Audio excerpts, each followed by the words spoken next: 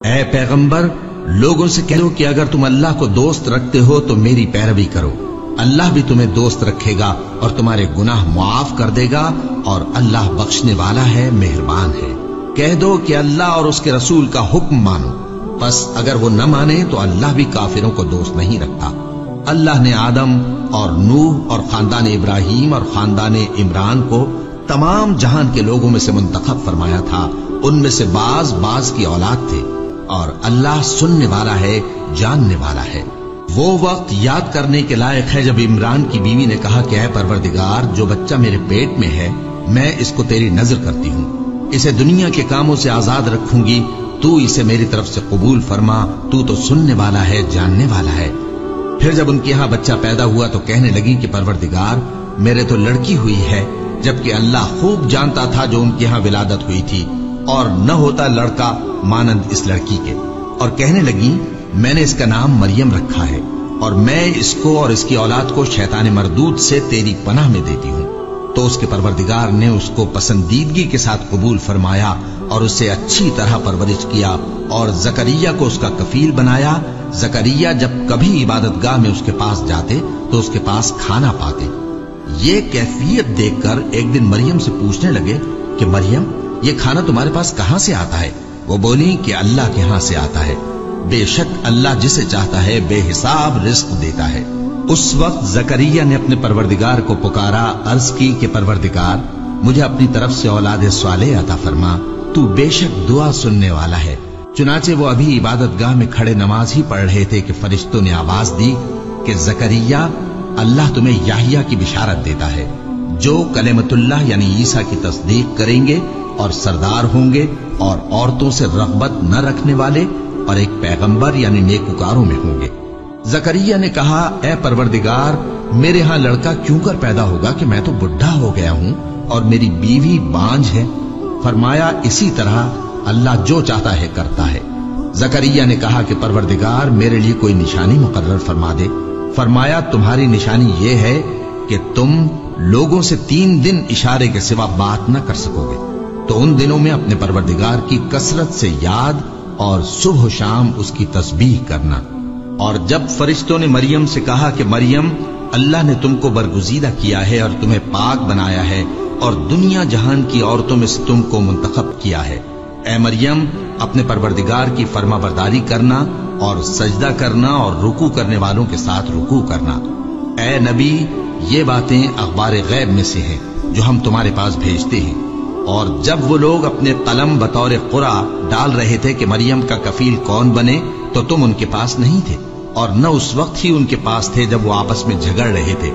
وہ وقت بھی یاد کرنے کے لائق ہے جب فرشتوں نے مریم سے کہا کہ مریم، اللہ تم کو اپنی طرف سے ایک کلمے کی بشارت دیتا ہے جس کا نام مسیح اور مشہور عیسیٰ ابن مریم ہوگا، اور جو دنیا اور آخرت میں آبرو مند اور مقربین میں سے ہوگا، اور ماں کی گود میں اور بڑی عمر کا ہو کر دونوں حالتوں میں لوگوں سے یکساں گفتگو کرے گا اور نیکوکاروں میں ہوگا۔ مریم نے کہا کہ پروردگار، میرے ہاں بچہ کیوں کر ہوگا کہ کسی انسان نے مجھے ہاتھ تک تو لگایا نہیں؟ فرمایا کہ اللہ اسی طرح جو چاہتا ہے پیدا کرتا ہے، جب وہ کوئی کام کرنا چاہتا ہے تو ارشاد فرما دیتا ہے کہ ہو جا، تو وہ ہو جاتا ہے۔ اور وہ اسے کتاب و حکمت اور تورات اور انجیل کا علم عطا کرے گا، اور عیسیٰ بنی اسرائیل کی طرف پیغمبر ہو کر جائیں گے اور کہیں گے کہ میں تمہارے پاس تمہارے پروردگار کی طرف سے نشانی لے کر آیا ہوں، وہ یہ کہ تمہارے سامنے مٹی سے پرندے کی صورت بناتا ہوں، پھر اس میں پھونک مارتا ہوں تو وہ اللہ کے حکم سے سچ مچ پرندہ ہو جاتا ہے، اور پیدائشی اندھے اور ابرص کو تندرست کر دیتا ہوں، اور اللہ کے حکم سے مردوں کو زندہ کر دیتا ہوں، اور جو کچھ تم کھا کر آتے ہو اور جو اپنے گھروں میں جمع کر رکھتے ہو سب تم کو بتا دیتا ہوں۔ اگر تم صاحب ایمان ہو تو ان باتوں میں تمہارے لیے نشانی ہے، اور مجھ سے پہلے جو تورات نازل ہوئی تھی اس کی تصدیق بھی کرتا ہوں، اور میں اس لیے بھی آیا ہوں کہ بعض چیزیں جو تم پر حرام تھیں ان کو تمہارے لیے حلال کر دوں، اور میں تو تمہارے پروردگار کی طرف سے نشانی لے کر آیا ہوں، تو اللہ سے ڈرو اور میرا کہا مانو۔ کچھ شک نہیں کہ اللہ ہی میرا اور تمہارا پروردگار ہے، تو اسی کی عبادت کرو، یہی سیدھا رستہ ہے۔ پھر جب عیسیٰ نے ان کی طرف سے انکار و نافرمانی ہی دیکھی تو کہنے لگے کہ کوئی ہے جو اللہ کا طرفدار اور میرا مددگار ہو؟ हवारी बोले कि हम अल्लाह के तरफदार और आपके मददगार हैं। हम अल्लाह पर ईमान लाए और आप गवाह रहे कि हम फर्माबरदार हैं। ऐ परवरदिगार, जो किताब तूने नाजिल फरमाई है हम उस पर ईमान ले आए और तेरे पैगंबर के मुत्तबे हो चुके। तू हमको मानने वालों में लिख रख और वो यानी यहूद कत्ल ईसा के बारे में एक चाल चले और अल्लाह ने भी ईसा को बचाने के लिए तदबीर की और अल्लाह बेहतरीन तदबीर करने वाला है। उस वक्त अल्लाह ने फरमाया कि ईसा, मैं तुम्हारी दुनिया में रहने की मुद्दत पूरी करके तुमको अपनी तरफ उठा लूंगा और तुम्हें काफिरों की सोहबत से पाक कर दूंगा, और जो लोग तुम्हारी पैरवी करेंगे उनको काफिरों पर क़यामत तक फायक व गालिब रखूंगा। फिर तुम सब मेरे पास लौट कर आओगे तो जिन बातों में तुम इख्तिलाफ करते रहे उस दिन तुम में उनका फैसला कर दूंगा। अब जो काफिर हुए उनको दुनिया और आखिरत दोनों में सख्त अजाब दूंगा और उनका कोई मददगार न होगा।